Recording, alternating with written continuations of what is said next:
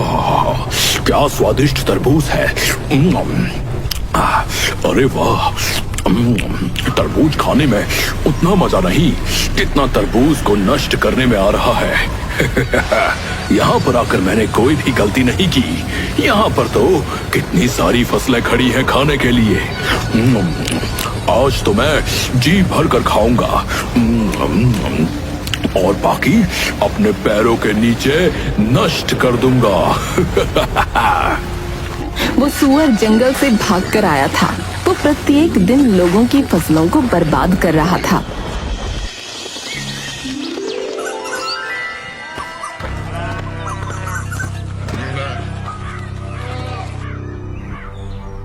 हे भगवान, ये क्या हो गया? अरे अरे, मेरे खेत के तो सारे तरबूज उस दुष्ट सुअर ने बर्बाद कर दिए। अब मैं क्या करूंगा? अपना पेट कैसे पालूंगा? इन तरबूजों को बेचकर ही तो मैं अपना घर चला रहा था, परंतु उस दुष्ट ने मेरे सारे खेत को बर्बाद कर दिया।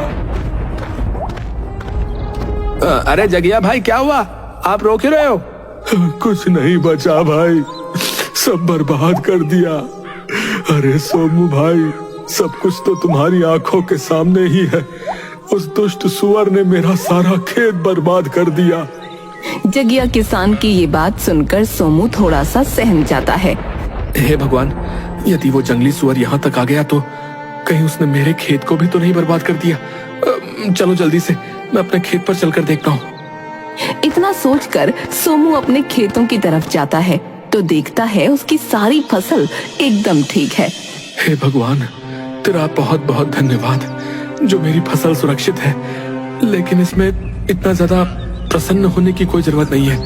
यदि कल ही वो सुअर यहाँ आकर मेरा भी खेत नष्ट कर दे तो मैं क्या ही करूंगा। अरे नहीं, मैं ऐसा करता हूँ कि मैं आज से ही अपनी खेत की रखवाली करता हूँ। मैं आज रात यहीं पर रुकूंगा। हाँ, रात होते ही सोमू एक चारपाई पर बैठकर अपने खेत की रखवाली करने लगता है। उधर वो दुष्ट सुअर फिर से भोजन की तलाश में घूमने लगता है। इधर तो खाना दिखाई नहीं दे रहा। मैं ऐसा करता हूँ कि उधर को ही चलता हूँ जहाँ कल ढेर सारे तरबूज खाए थे। इतना सोचकर सुअर उधर को ही चल देता है जिधर जगिया का खेत था। रास्ते में ही सोमू का खेत भी पड़ता था जिसमें सोमू ने खरबूजे बो रखे थे। अरे वाह, इधर से कितनी अच्छी खुशबू आ रही है। चलो इधर ही चलता हूँ। वैसे भी कल मैंने तरबूज बहुत खाए थे, आज किसी नई चीज का स्वाद लेता हूँ। इतना सोचकर सुअर सोमू के खेत की तरफ बढ़ता है। सामने से सुअर को आता देख सोमू के पसीने छूट जाते हैं। अरे बाप रे बाप, इतना बड़ा सुअर, और इसके दांत तो देखो। अरे बाप रे बाप, इतने नुकीले दांत, ये कितना खतरनाक है भाई। अरे हट जा हट जा, भाग जा भाग जा, दुष्ट सुअर, भाग यहाँ से, नहीं तो मैं तुझे मार डालूंगा। मैं प्यार से बोल रहा हूँ, भाग जा यहाँ से। इतना बोलकर सोमू डंडा लेकर सुअर की तरफ बढ़ता है, लेकिन सुअर सोमू से बिल्कुल भी नहीं डरा। वहाँ से भागना तो दूर, सुअर और उल्टा सोमू पर हमला करने के लिए आगे बढ़ता है और सोमू को पूरे खेत में दौड़ाने लगता है। अरे अरे मूर्ख सुअर, तू यहाँ क्या कर रहा है? अरे मेरे ही खरबूजे खाकर मुझ पर ही हमला कर रहा है। अरे अरे, मुझे लगता है ये सुअर पागल हो गया है। अरे भागो, आज तो गया काम से सोमू। अरे भाग भाई भाग।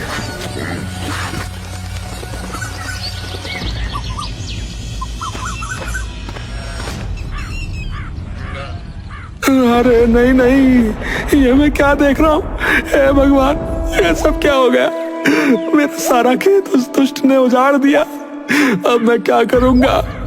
मैं इस दुष्ट को जीवित नहीं छोड़ूंगा। अरे सोमू भाई, उस दुष्ट सुअर का तो आतंक बढ़ता ही जा रहा है। लेकिन जगिया भाई, आखिर हम उस दुष्ट जानवर का कर भी क्या सकते हैं, बताओ? अरे भाई, आप मेरी सलाह मानो तो हमें महाराज के पास चलना चाहिए। वो हमारी मदद अवश्य करेंगे। इतना सोचकर सोमू और जगिया तथा गांव के कुछ लोग राजा के महल में पहुंचते हैं। महाराज, महाराज, हमारी सहायता कीजिए महाराज, हमें बचा लीजिए महाराज। अरे अब आप लोग शांत हो जाइए। बोलिए, आप लोगों की क्या तकलीफ है? राजा के पूछने पर गांव के सभी लोग बारी बारी से राजा को उस सुअर के बारे में बताते हैं। आप लोग शांत हो जाइए। मंत्री जी, उस सुअर ने जिसका भी नुकसान किया है उसे 10-10 सोने की मोहरें दे दी जाएं और पूरे राज्य में ये घोषणा करवा दी जाए कि जो कोई भी उस सुअर को जीवित या मुर्दा लाकर मुझे देगा तो मैं उसे मुंह मांगा इनाम दूंगा। राजा का आदेश होते ही सैनिक पूरे राज्य में घूम घूम कर घोषणा करने लगते हैं। सुनो सुनो सुनो, हमारे राज्य में एक दुष्ट सुअर घुस आया है। यदि कोई भी इंसान उस सुअर को जीवित या मुर्दा पकड़कर महाराज के सामने प्रस्तुत करेगा तो महाराज उसे मुंह मांगा इनाम देंगे। सुनो सुनो सुनो। सुअर इतना ज्यादा खतरनाक था कि किसी की भी हिम्मत नहीं हुई उसे पकड़ने के लिए जाए और अपनी जान जोखिम में डाले। मंत्री जी, क्या आपने राज्य में मेरी घोषणा नहीं सुनाई? अभी तक कोई भी व्यक्ति उस सुअर को पकड़ने के लिए क्यों नहीं आया? महाराज, मुझे क्षमा कीजिए, लेकिन मैंने पूरे राज्य में ये घोषणा करवाई थी महाराज। मुझे लगता है वो सुअर बहुत खतरनाक है, इसलिए कोई भी व्यक्ति जानबूझकर अपनी जान को जोखिम में नहीं डालना चाहता महाराज। मंत्री जी, यदि ऐसा ही रहा तो वो सुअर हमारे पूरे राज्य का विनाश कर देगा। महाराज, उस सुअर को पकड़ना या फिर मारना किसी आम आदमी के बस की बात नहीं है। मुझे लगता है मुझे अपनी शर्त को बदलना होगा। इसलिए मंत्री जी, तुम जाओ और पूरे राज्य में ये घोषणा कर दो, यदि कोई भी मुझे उस सुअर को जीवित या मुर्दा पकड़ कर देगा तो मैं उसे अपना आधा राज्य तथा अपनी राजकुमारी का विवाह भी उसी वीर के साथ करवा दूंगा। जैसा आप कहे महाराज। सुनो सुनो सुनो, राजा ने अपनी शर्त बदल दी है। अब यदि कोई इंसान उस सुअर को जीवित या मुर्दा लाकर राजा को देगा तो राजा उसे अपना आधा राज्य दे देंगे तथा अपनी पुत्री का विवाह भी उसी के साथ कर देंगे। सुनो सुनो सुनो। सैनिक पूरे राज्य में ये घोषणा करते हैं। उन सैनिकों की बात दो भाई चुपचाप खड़े होकर सुन रहे थे। बड़े भाई का नाम बिलुआ था और छोटे का नाम कलुआ था। बिलुआ बड़े ही कुटिल स्वभाव का था, जबकि कलुआ को तो मानो गाय भांति भोला था। वो दोनों ही बहुत गरीब थे। अरे कलवा, क्या तुमने भी वही सुना जो मैंने सुना है? हाँ भैया, आपने एकदम ठीक ही सुना है। अरे अब तो मैं ही उस सुअर को मार कर लाऊंगा और राजकुमारी से विवाह कर बन जाऊंगा इस राज्य का राजा। इसीलिए मैं तो चला महाराज के पास। इतना कहकर बिलुआ वहाँ से चला जाता है और कलुआ भी अपने घर की तरफ चला जाता है। महाराज, महाराज, मैं लाऊंगा उस दुष्ट सुअर को मारकर। राजकुमारी से तो सिर्फ मैं ही विवाह करूंगा। आप विवाह की तैयारी कीजिए महाराज, मैं जल्दी ही वापस आऊंगा। इतना बोलकर बिलुआ जंगलों की तरफ चला जाता है। उधर उसका छोटा भाई कलुआ अपने बीमार पिता को सारी बात बताता है। पिताजी, इसके अलावा हमारे पास और कोई दूसरा रास्ता भी नहीं है। तिल तिल मरने से अच्छा है कि कोई वीरता भरा कार्य करता हुआ मर जाऊं। पुत्र, तुम ऐसा क्यों बोल रहे हो? तुम अपने आप को ही क्यों कोसते रहते हो? पिताजी, और मैं क्या करूं? एक बेटा होने का मैं कोई भी फर्ज नहीं निभा पा रहा। यदि मैं आपकी दवाई भी नहीं ला पा रहा तो मैं कैसा बेटा हूं पिताजी? भैया तो कुछ भी नहीं करते, दिन भर इधर उधर घूमते रहते हैं। मैं अकेला घर नहीं चला पा रहा पिताजी, मैं क्या करूं? पुत्र, तुम दुखी मत हो, भगवान पर भरोसा रखो, सब ठीक हो जाएगा। पिताजी, यदि सचमुच भगवान सब कुछ ठीक कर देंगे तो मैं भगवान के सहारे ही उस दुष्ट सुअर को पकड़ने के लिए जाऊंगा। यदि ईश्वर ने चाहा तो मैं अवश्य अपने मकसद में कामयाब होऊंगा। हाँ, ठीक है बेटा, यदि तुम्हारी यही इच्छा है तो तुम जा सकते हो। जाओ पुत्र, भगवान तुम्हारी सहायता अवश्य करेंगे। ठीक है पिताजी, अब मैं चलता हूँ। इतना बोलकर कलुआ महल की तरफ चल पड़ता है और जल्दी ही महल में पहुंच जाता है। महाराज, मुझे आपकी शर्त मंजूर है। मैं लाऊंगा उस सुअर को। मुझे जाने की आज्ञा दी जाए महाराज। ठीक है पुत्र, तुम जा सकते हो।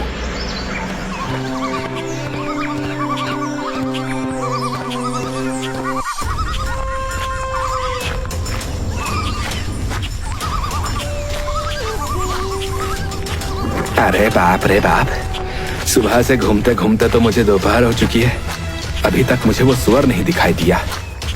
इतना कहकर बिलुआ फिर आगे बढ़ता है और इधर उधर सुअर को ढूंढने लगता है। अरे राम राम राम राम, इतनी कड़कती धूप में मुझसे चला नहीं जा रहा है। भाड़ में जाए वो सुअर, अब तो मैं इससे आगे और नहीं चल सकता। मैं ऐसा करता हूँ कि इसी पेड़ के नीचे लेटकर थोड़ा सा आराम कर लेता हूँ।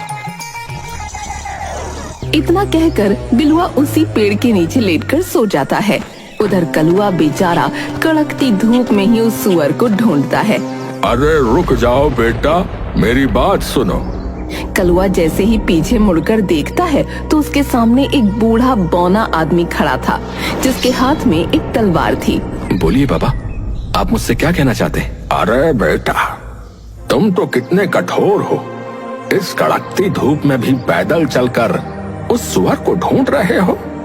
वाकई तुम कितने परिश्रमी हो। इसलिए मैं तुम्हें कुछ देना चाहता हूँ पुत्र। बोलिए बाबा, आप मुझे क्या देना चाहते हैं? बेटा, तुम मेरी इस तलवार को ले लो। ये तलवार बहुत शक्तिशाली है। इसके वार से आज तक कोई भी शत्रु नहीं बच पाया। लेकिन बाबा, आप हो कौन और आप ये तलवार मुझे क्यों दे रहे हैं, जबकि आप खुद इस तलवार से उस दुष्ट सुअर को मारकर राजा से बहुत कुछ प्राप्त कर सकते हैं? बेटा, मैं यहीं पास के गांव में ही रहता हूँ। जब मुझे पता चला कि तुम उस सुअर को मारने के लिए जा रहे हो, तो मैंने सोचा कि क्यों ना मैं इस तलवार को तुम्हें दे दूं। क्योंकि बेटा, अब तो मैं बूढ़ा हो चुका हूँ और मैंने अपनी सारी जिंदगी जी ली। लेकिन अभी तुम्हारी तो सारी जिंदगी पड़ी है। इसलिए बेटा, मुझसे ज्यादा तुम्हें इस तलवार की आवश्यकता है। इसलिए तुम इस तलवार को रख लो। ठीक है बाबा, लाइए, मुझे अपनी ये तलवार दे दीजिए।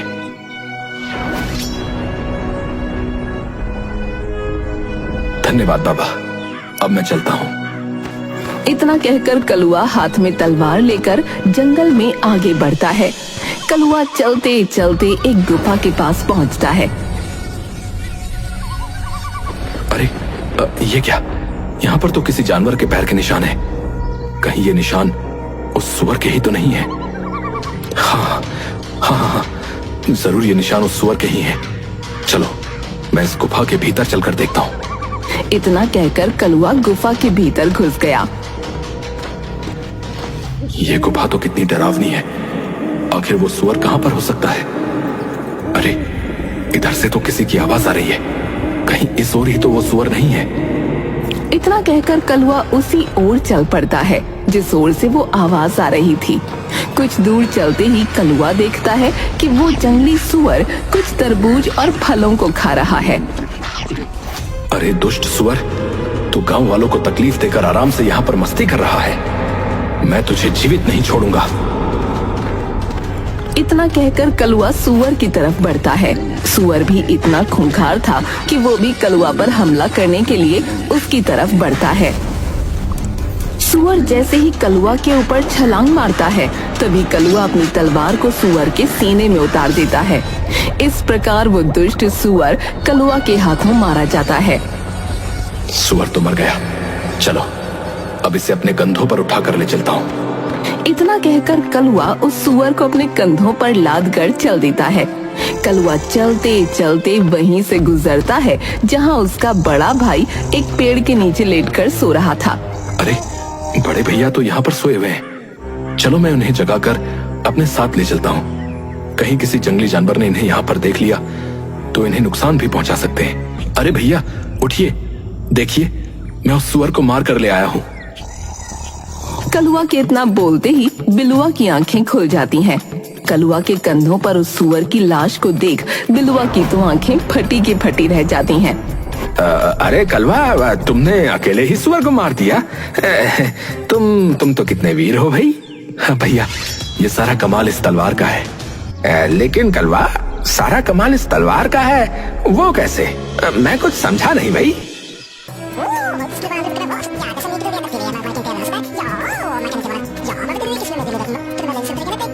ओ अच्छा, तो कमाल इस तलवार का है। मुझे कुछ भी करके इस सुअर को हथियाना होगा। यदि ये सुअर को लेकर राजा के पास पहुंच गया तो राजा का आधा राज्य तथा राजकुमारी इसकी हो जाएगी। अरे नहीं नहीं, मेरे जीते जी ये कभी मैं नहीं होने दूंगा। क्या हुआ भैया, आप कहाँ खो गए? अरे नहीं नहीं भाई, मैं सोच रहा था कि तुम जो है इस सुअर का शिकार करके काफी ज्यादा थक गए होगे भाई। तुम ऐसा करो, इसी पेड़ के नीचे लेटकर थोड़ा सा आराम करो। मैं अभी तुम्हारे लिए कुछ फल लेकर आता हूँ, तुम थोड़ा सा कुछ खा लो, फिर हम चलेंगे घर को, ठीक है? भैया जैसी आपकी इच्छा, मैं यहीं पर रुक जाता हूँ। इतना सुनकर बिलुआ जल्दी ही वहाँ से चला जाता है। बिलुआ चलते चलते एक आम के पेड़ के पास पहुँचा। अरे वाह, इसमें तो कितने सारे आम लगे हुए हैं। चलो इसी में से कुछ आम तोड़ लेता हूँ। बिलुआ तुरंत ही एक पत्थर उठाता है और पेड़ पर फेंकता है तो कुछ आम टूटकर नीचे गिर जाते हैं। अब मैं ऐसा करता हूँ कि इन आमों के ऊपर इन जहरीली पत्तियों का रस लगा देता हूँ। कलवा जैसे ही आम खाएगा तो उसका काम तमाम हो जाएगा।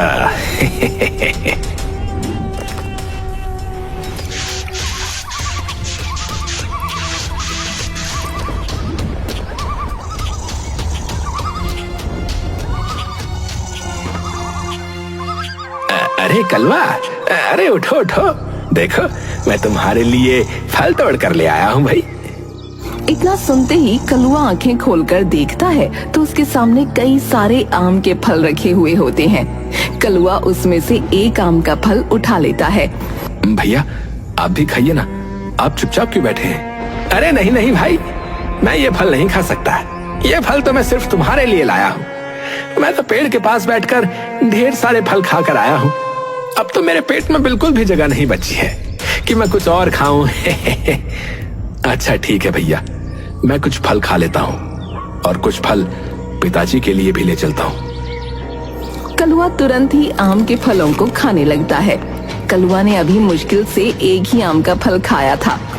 अरे भैया, भैया ये कैसा आम था?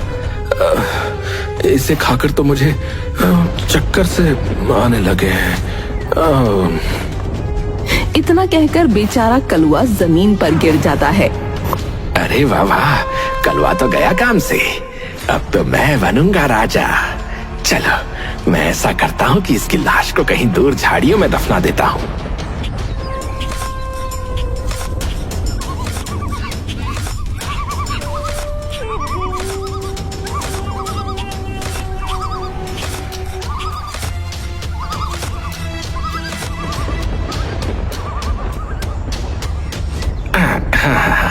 अब तो गड्ढा लगभग खुद के तैयार हो चुका है। चलो अब इस कलवा को इसी गड्ढे में दफना देता हूँ। बिलुआ तुरंत ही कलुआ का एक हाथ पकड़कर उसे खींचता हुआ गड्ढे के पास ले जाता है और उसे गड्ढे में गिरा देता है। फिर उसके ऊपर मिट्टी डालने लगता है। कुछ देर में ही बिलुआ ने कलुआ को मिट्टी से ढक दिया। बिलुआ जल्दी ही उस मृत सुअर को अपने कंधे पर रखकर महल की तरफ चल देता है। बिलुआ चलते चलते जल्दी ही महल पहुंच जाता है।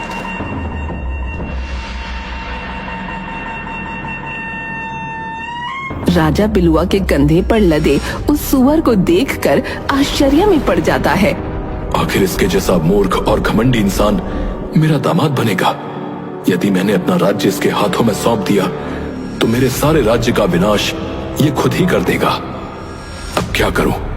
मैं अपने वचन से पीछे भी नहीं हट सकता। क्या हुआ महाराज, आप किस चिंता में डूब गए? आपने अभी भी विवाह की तैयारी नहीं की? अरे बेटा, मैं तुम्हारा विवाह अपनी पुत्री से अवश्य कराऊंगा, लेकिन अभी नहीं। पंडित जी ने बताया है कि अभी 7 दिनों तक मुहूर्त अच्छा नहीं है, इसीलिए हम तुम्हारा विवाह और अपना आधा राज्य इन 7 दिनों के बाद ही देंगे।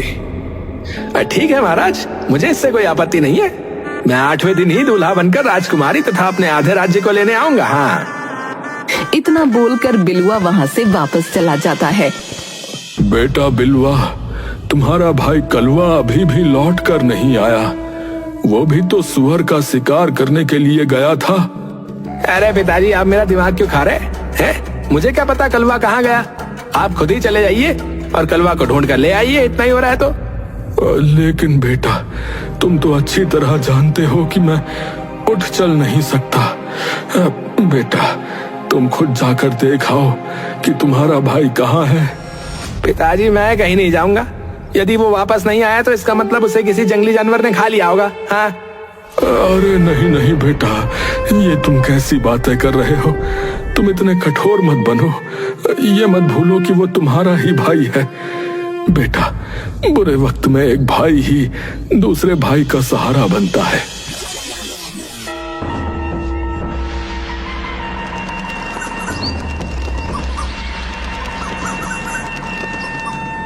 महाराज, 7 दिन तो गुजर गए। आज तो शुभ मुहूर्त है। आप जल्दी से मेरा विवाह राजकुमारी से करके मुझे अपनी आधी संपत्ति दे दीजिए। हाँ। हे भगवान, क्या मेरी पुत्री का भाग्य इसी दुष्ट के भाग्य से जोड़ दिया गया है?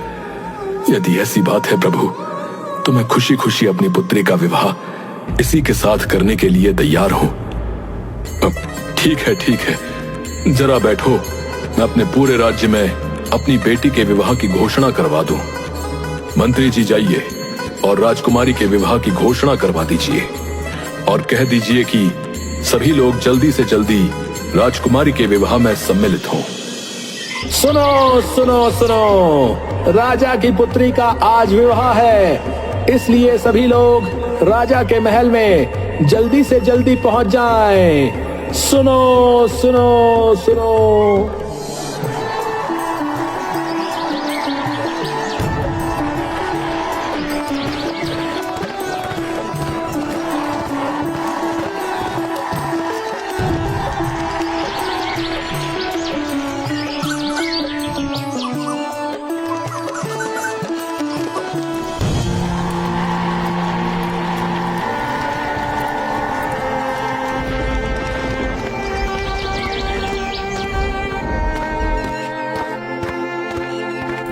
रुक जाइए पंडित जी, ये विवाह नहीं हो सकता।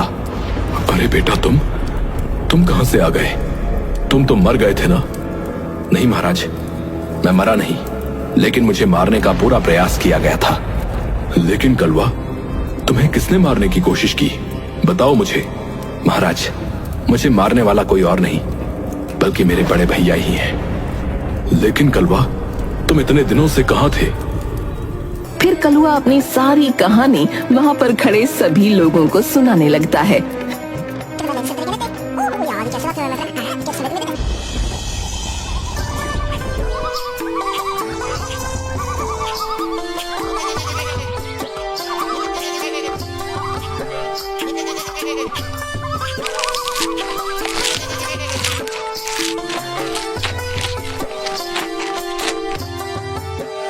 अरे, मेरी एक बकरी कहाँ चली गई? अभी तो मेरी दोनों बकरियां यहाँ घास चर रही थी, लेकिन अचानक से कहाँ चली गई? तभी चरवाहे की नजर अपनी बकरी के ऊपर पड़ती है, जो बकरी उसी स्थान पर घास खा रही थी जहाँ कुछ देर पहले बिलुआ ने अपने भाई कलुआ को दफनाया था। अरे, मेरी बकरी तो वहाँ पर है। चलो, उसे वहाँ से इधर को ले आता हूँ। इतना कहकर चरवाहा अपनी बकरी को हाँकने के लिए जाता है तो देखता है कि वहाँ पर ताजी मिट्टी खुदी पड़ी थी। उसी मिट्टी के भीतर से एक हाथ बाहर निकला हुआ था। बिलुआ ने जल्दबाजी में अपने भाई को दफनाया था तो उसका हाथ मिट्टी के बाहर ही रह गया था। ये देखकर चरवाहा काफी डर जाता है। अरे राम राम राम राम, ये किसका हाथ है? चरवाहा जल्दी से उस हाथ को पकड़कर देखता है। अरे, ये इंसान तो जीवित है, इसकी तो सांसें चल रही हैं। चलो, मैं जल्दी से इसे बाहर निकाल लेता हूँ। चरवाहा बिना देर किए जल्दी जल्दी से मिट्टी को हटाने लगता है और कलुआ को बाहर निकाल लेता है। अरे भाग्यवान, तुम जरा इसका ध्यान रखना, मैं अभी वैद्य जी को बुला कर ले आता हूँ। चरवाहा तुरंत ही वैद्य के घर जाता है। वैद्य जी, जल्दी से मेरे साथ चलिए, मुझे एक युवक बेहोशी की हालत में मिला है। आप जल्दी से चलकर उसे देख लीजिए। चरवाहे की बात सुनकर वैद्य उसके घर जाकर देखता है तो कलुआ की सांसें चल रही होती हैं, लेकिन उसे होश नहीं आया होता है। अरे भाई, मैं तुम्हें एक औषधि देता हूँ। तुम उस औषधि को पीस कर रोज इसके तलुओं पर मलना। यदि प्रभु ने चाहा तो ये युवक जल्दी ही स्वस्थ हो जाएगा। इसी प्रकार धीरे धीरे 7 दिन गुजर जाते हैं। अरे भाग्यवान, तुम कहाँ हो? तुम कहाँ हो भाग्यवान? अरे क्या हुआ? आप इतना हाफ क्यों रहे हैं? बताइए क्या बात है? अरे भाग्यवान, आज राजा की पुत्री का विवाह है और जिसके साथ राजकुमारी का विवाह होने जा रहा है उसका नाम बिलवा है। तुम जल्दी से तैयार हो जाओ, हमें अभी निकलना है। उन दोनों पति पत्नी की ये बातें जब कलुआ के कानों में पड़ती हैं, तो उसे होश आ जाता है। अरे भाग्यवान, देखो इसे होश आ गया है। हमारी मेहनत रंग लाई भाग्यवान। तुम कौन हो युवक, और तुम्हारा क्या नाम है? फिर कलुआ अपनी सारी दास्तान उस चरवाहे को सुनाता है। तो इसका मतलब धन के लालच में आकर तुम्हारे भाई ने ही तुम्हें मारने का प्रयास किया। अरे भाग्यवान, तुम सुनती हो, आज तक मैं यही कहता रहा कि काश मेरा भी कोई भाई होता। लेकिन भाग्यवान, क्या भाई ऐसे होते हैं जो जरा से पैसे के लोभ में अपने ही भाई का गला घोंट दे? यदि भाई ऐसे होते हैं तो ठीक है भाग्यवान की मेरा कोई भाई नहीं है। मैं तो बिना भाई के ही ठीक हूं। शांत हो जाओ पुत्र, तुम्हारे दुष्ट भाई को इसकी सजा अवश्य मिलेगी और राजकुमारी के साथ तुम्हारा ही विवाह होगा और तुम ही बनोगे इस राज्य के राजा। सिपाही, इस दुष्ट को लेकर जाओ और अभी फांसी पर चढ़ा दो। भैया भैया, मुझे माफ कर दो। मैं धन के लालच में आकर ये भूल चुका था कि तुम मेरे भाई हो। मैंने तुम्हें मारने के लिए कोई कसर नहीं छोड़ी।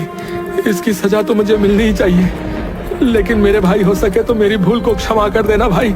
यदि तुमने मुझे क्षमा नहीं किया तो मैं मरकर भी तड़पता रहूंगा, मरकर भी तड़पता रहूंगा। चलो सैनिकों, मैं आपके साथ चलने के लिए तैयार हूं। रुक जाओ सैनिकों, छोड़ दो मेरे भाई को। बेटा, तुम ये क्या कह रहे हो? तुम अपने कातिल पर दया दिखा रहे हो। इसे तो सजाए मौत मिलनी ही चाहिए।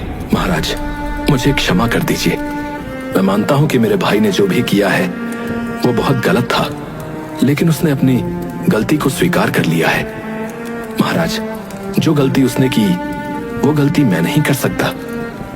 अपनी आंखों के सामने ही अपने भाई को मरता हुआ भला कौन देख पाएगा? यदि मेरे साथ मेरा भाई ही नहीं रहा तो ये राजपाट, धन संपत्ति किस काम का? इसीलिए महाराज, मैं आपसे विनती करता हूं कि आप मेरे भाई को क्षमा कर दीजिए। उसे क्षमा कर दीजिए महाराज।